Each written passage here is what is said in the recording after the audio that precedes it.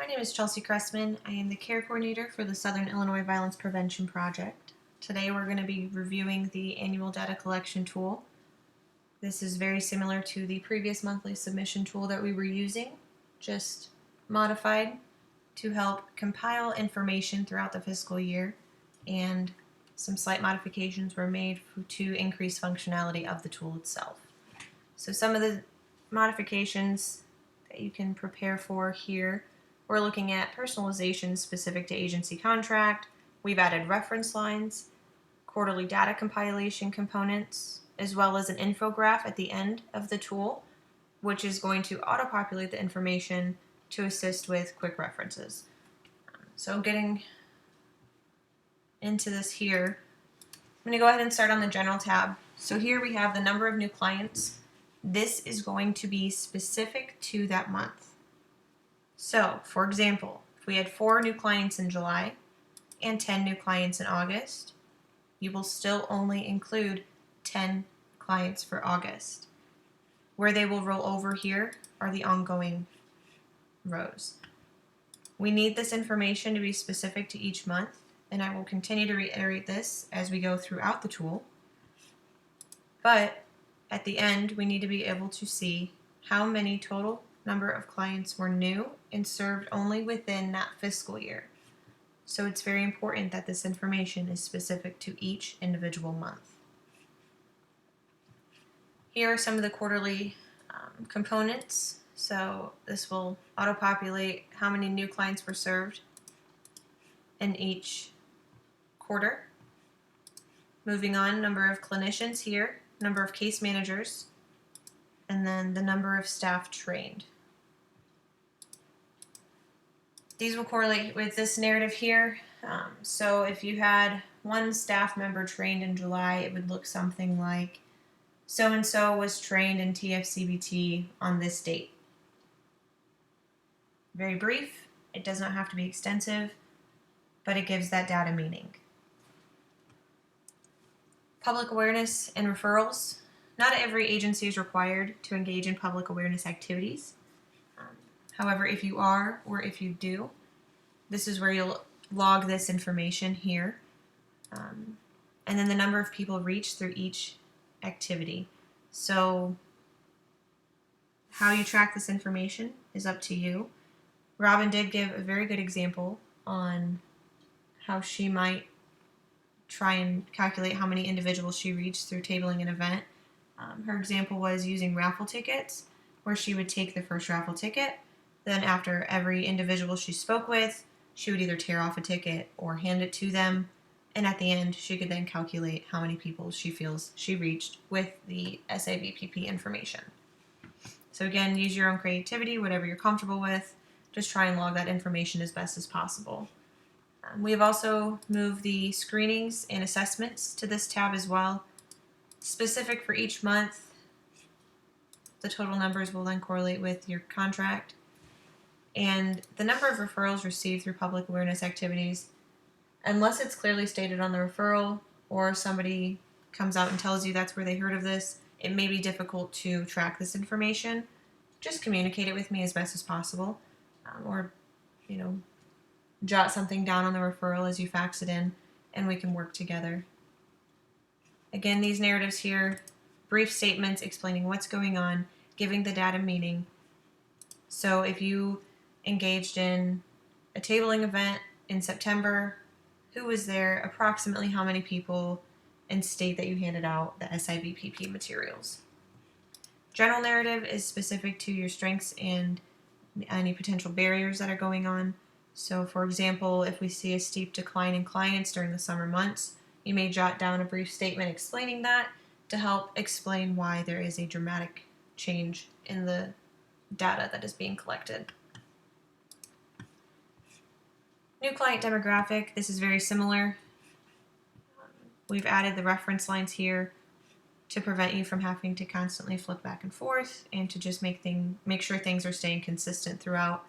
So you mark down that you had 4 new clients in July, you know that this needs to equal 4. And then these red boxes here, making note that they need to match as well, because that will prevent any data entry error.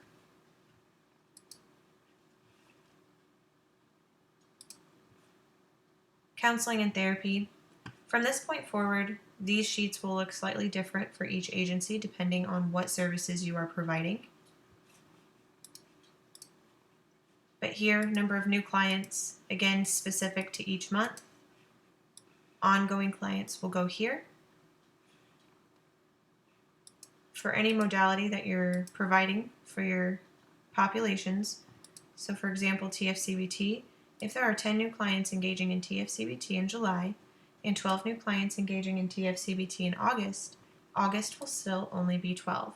We're not recounting these numbers because that will alter the total column, and we're needing to see how many total number of people receive this service throughout the fiscal year. So you're only counting individuals once.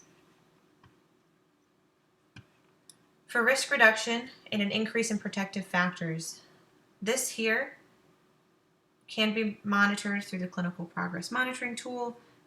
Again, this is just a tool that is being used to help us maintain focus on the client and their needs and what progress they're making.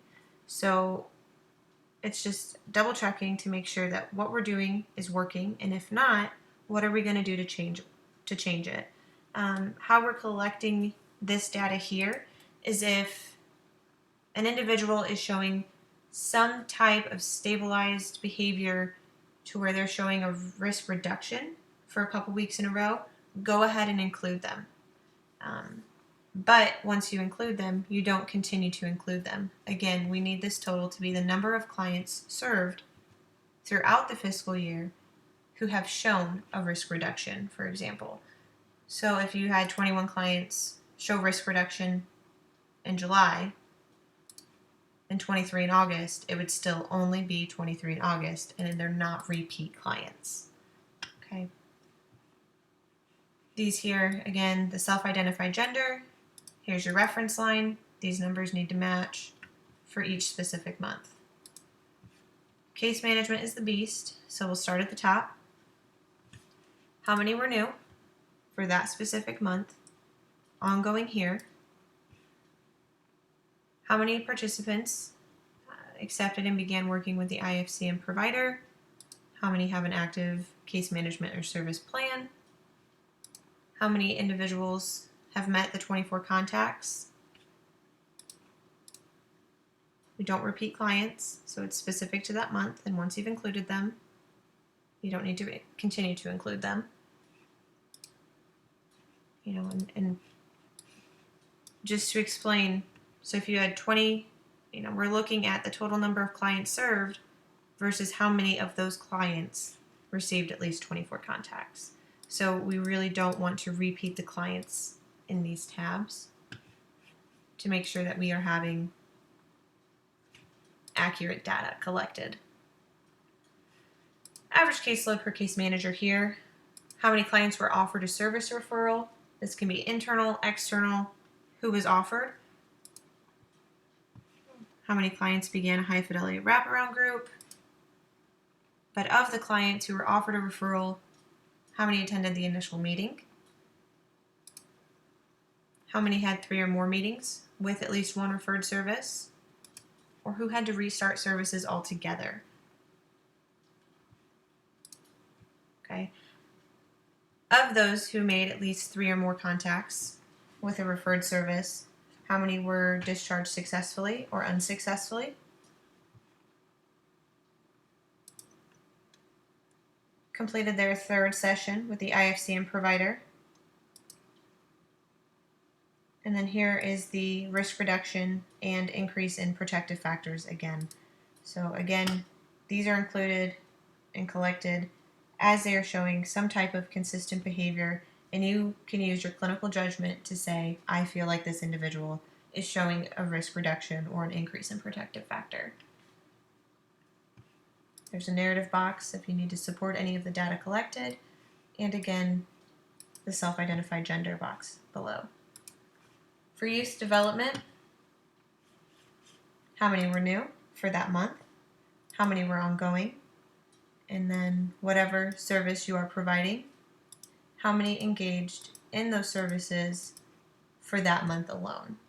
New clients being collected only. and following it up with the risk reduction and protective factor increase.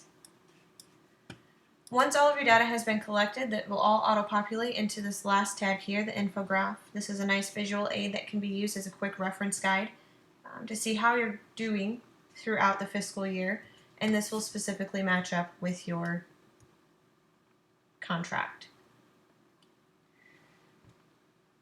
If you have any questions over this tool, this was a brief tutorial, but I hope it helps. I hope it gives a little further explanation and reviews some of the changes that were made.